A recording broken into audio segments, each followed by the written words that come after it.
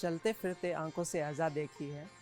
मैंने जन्नत तो नहीं देखी पर माँ देखी है। एक ऐसी माँ जिन्होंने लाखों की ज़िंदगी संवारी, जो इंस्ट्रूमेंट बनी भगवान से मिलाने की, जो छोटे और बड़े सबका आदर और सम्मान रखती थी।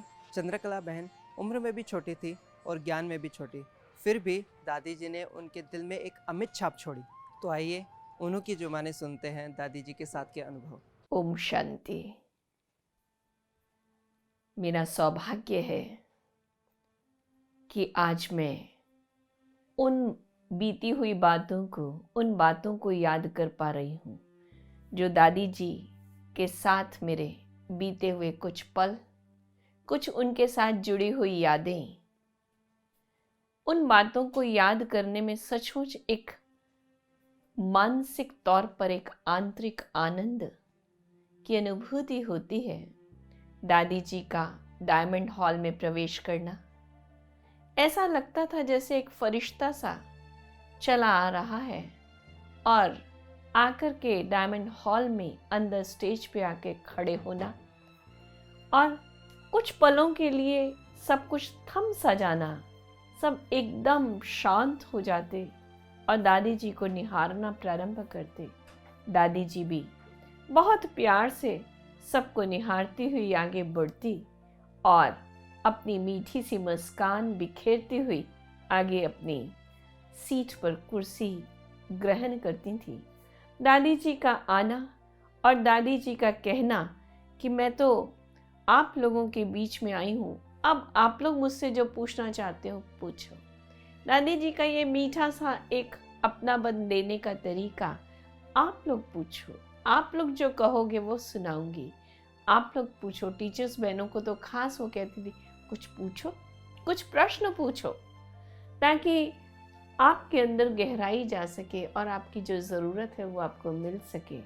फिर दादी जी के साथ बहनें कुछ न कुछ प्रश्न पूछा करती थी, पुरुषार्थ से जुड़ी हुई बातें, और दादी जी भी बहुत प्यार से सुनाया करती थी।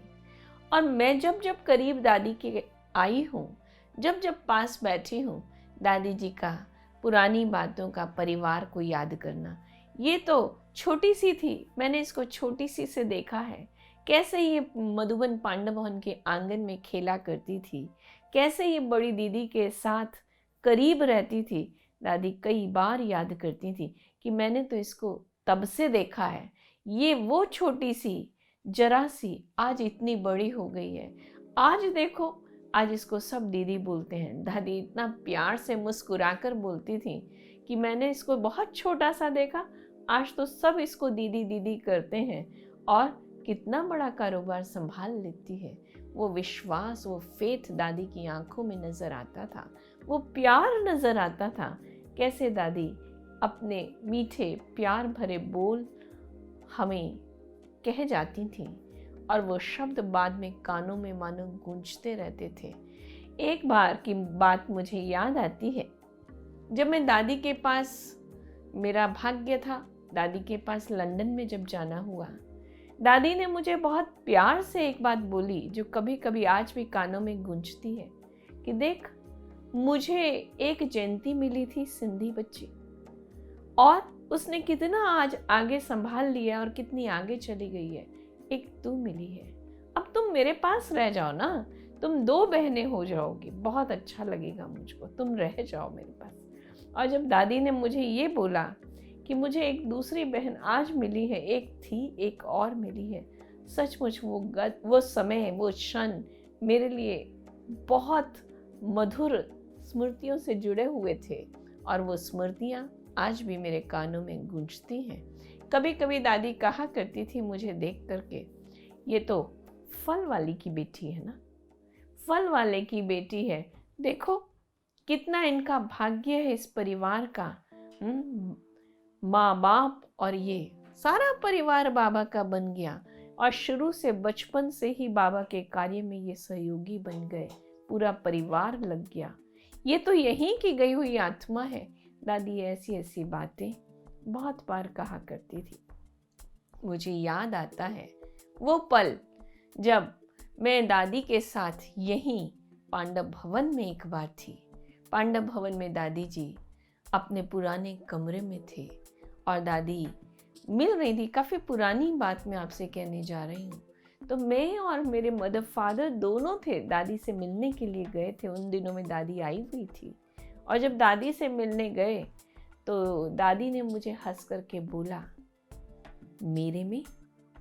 मेरे से तुमको अपनापन लगता है? मैं एक बार सुनकर अवाक सी रह गई, दादी क्या कह रही हैं? दादी ने फिर बोला, अपनापन महसूस होता है? तो दादी को मैंने हंसकर कहा, दादी तो होती ही अपनी है, दादी माना ही है अपनी। तो बोली, नहीं, मैं ये सोचती हूँ कि तुम मेरी हो तो तुम्हें मुझसे अपनापन महसूस होता है।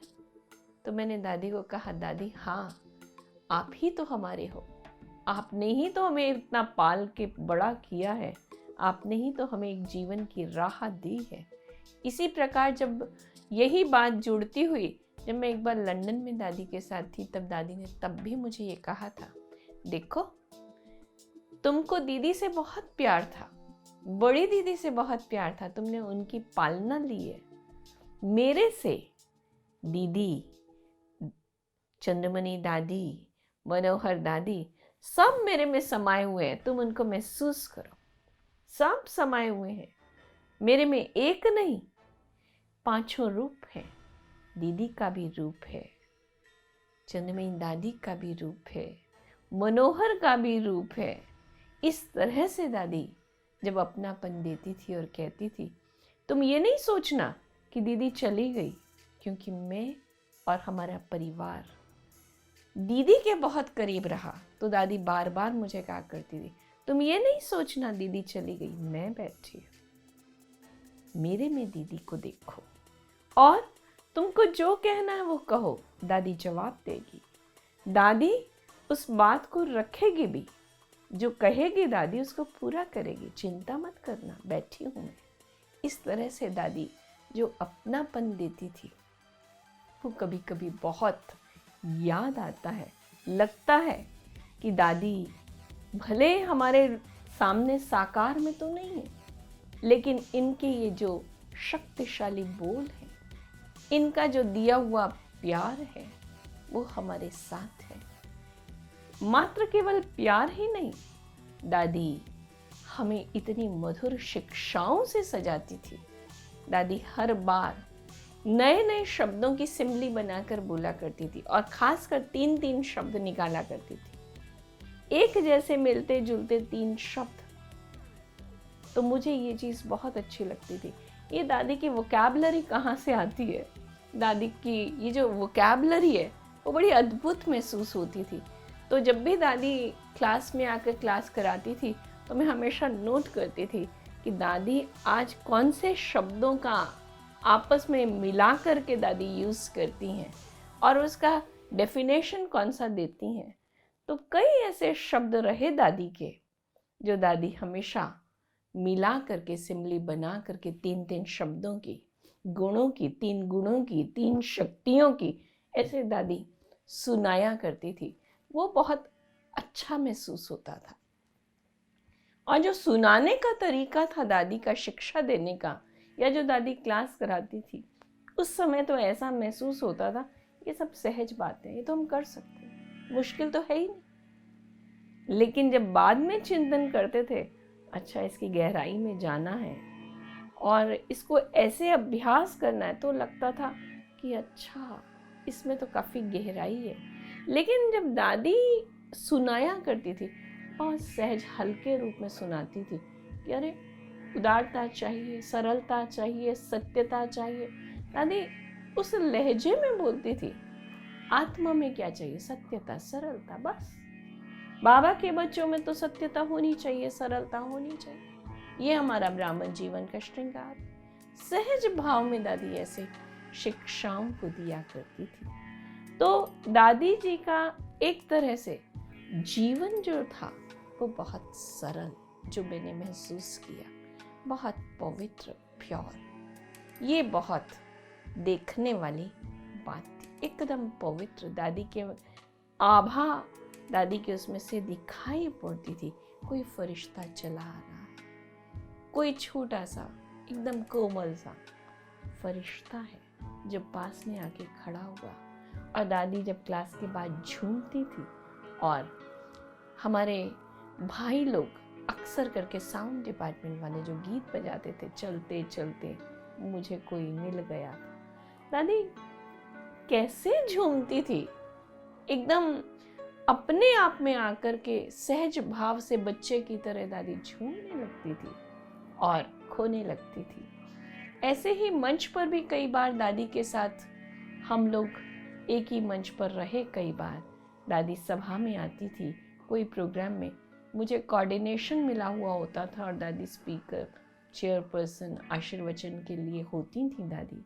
और जब कई दादी को मैं टाइटल से संबोधित करती थी या कोई शायरी बोल करके मैं दादी को बुलाया करती थी, तो दादी कई बार हंस करके मंच पे ही बोला करती थी, पता नहीं कहाँ से ये सब सीखी है, मुझे तो ये बोलना ही नहीं आता। ये लोग तो क्या क्या बोलती हैं, मेरे को तो ऐसा बोलना ही नहीं आता है। मैं तो सीधा सीधा ज्ञान सुनाती हूँ, मुझे भी ऐसा बोलना सिखाओ, मुझे तो आता नहीं। ये हमारी छोटी छोटी बहनें कितना अच्छा बोल लेती हैं। तो दादी उमंग से सभा में ऐसा बोल दिया करती थी।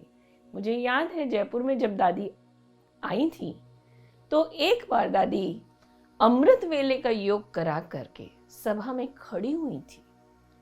तो सामने सभा में 2-4 भाई बहनें जो खड़े हुए थे, शायद किसी का हाथ हिला होगा, तो दादी ने मंच पे से ही कहा, दादी को देखो, तुमसे बड़ी उम्र है, दादी का हाथ नहीं हिलता, इस हाथ में जान है। आप लोग 60-65 साल के, 70 साल, इतना जल्दी आपका शरीर हाथ हिलता है, मेरा तो नहीं हिलता है। दादी का पाँव देखो, कितना दादी मजबूती से चलती। दादी ने थोड़ा सा जैसे चल के दिखाया और हाथ उठा के दिखाया कि देखो दादी का तो हाथ नहीं हिलता। शक्ति रखो अपने में, बाबा को साथ रखो। इस तरह से दादी उमंग भी भरती थी। और विशेषता रही दादी की, दादी चाहे सफर करके आए, चाहे रात को दादी की तबीयत ठीक न रही हो, लेकिन फिर भी हमने देखा, बहुत करीब से देखा, दादी अमृत वेले पुनः जयपुर में थी। सबने दादी को कहा, दादी आज सारा दिन प्रोग्राम चला है, आप अपने कमरे में अमृत वेला करना। दादी ने कहा नहीं, दादी सभा में आएगी, अमृत वेला कराएगी, बाबा से मिलन कराना है, उसमें क्यों नहीं दादी आएगी, दादी उठेगी, दादी आएगी। तो हमने कहा दादी से, दादी आप उठेंगे ये तो पता है, आप लेकिन अपने कमरे में ही अमृत वेला करिएगा, हम बाहर हॉल में करेंगे। दादी ने कहा नहीं। इसी तरह से दादी का फुल अटेंशन मुरली और उसके चिंतन पर। मैं कभी कभी रात को दादी से मिलने जाया करती थी कमरे में गुड नाइट करने के लिए, और दादी कहती थी, अच्छा आपने मुरली पढ़ी? मैंने कहा दादी आज आपसे सुनी थी हमने मुरली, और दिन भर में भी थोड़ा सा ख्याल रखा था। तो दादी ने कहा नहीं, दादी उसकी बात नहीं कर रही, दादी पूछना चाहती है कि आज जो आपने मुरली सुनी, मुरली पढ़ी, उस पर क्या पुरुषार्थ किया। तो फिर हम दादी को कुछ जो भी अभ्यास किया होता था तो अपने हिसाब से सुनाते थे दादी को। तो दादी बोलती थी, अच्छा कल बाबा क्या सुनाने वाला है। तो हम मुस्कुरा देते थे कि ये तो दादी आपको पता कि बाबा क्या सुनाने वाला है। तो दादी कभी कभी हमें कल क्या मुरली में आने वाला है उसकी भी 2 लाइन सुना देती थी।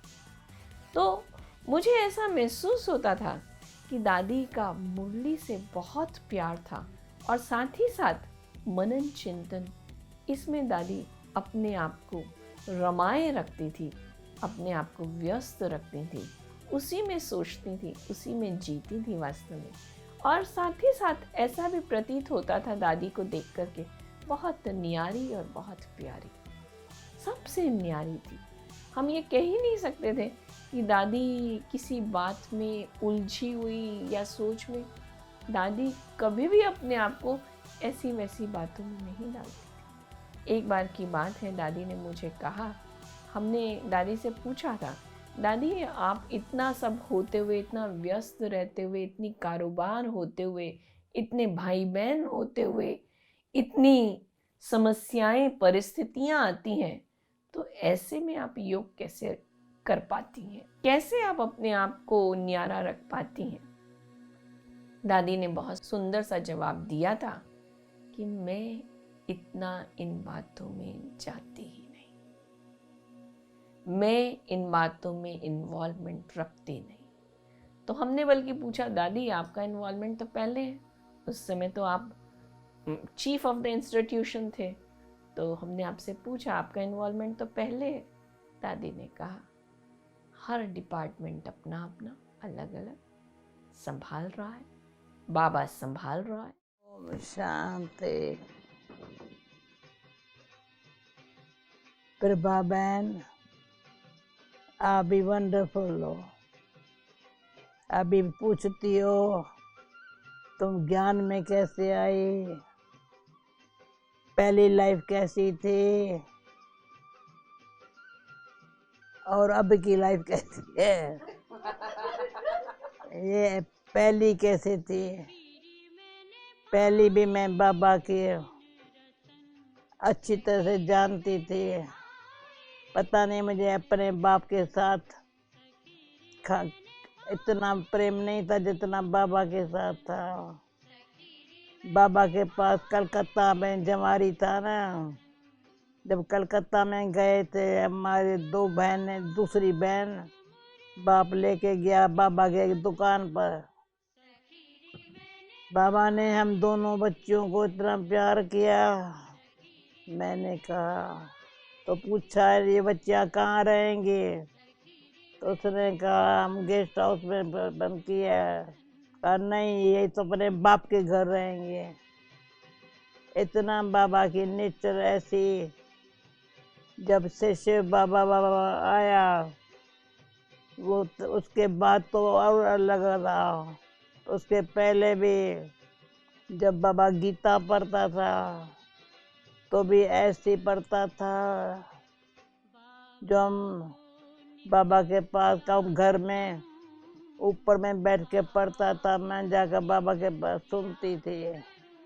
मतलब टोटल बात ये बाबा ने जो शुरू से लेकर के हमारी प्रैक्टिकल लाइफ कैसी हो, सच्चाई, प्रेम, खुशी, शक्ति, जैसे बाबा के सामने जाओ तो भरपूर हो जाते थे। मांग लो मन्नत, फिर वही जहाँ मिले, फिर वही गोद मिले, फिर वही माँ मिले। गुणों और शक्तियों से सुशोभित अथक सेवादारी दादी जानकी जी के साथ के अनुभव अगर जानना चाहते हैं तो अगली कड़ी का इंतज़ार कीजिए।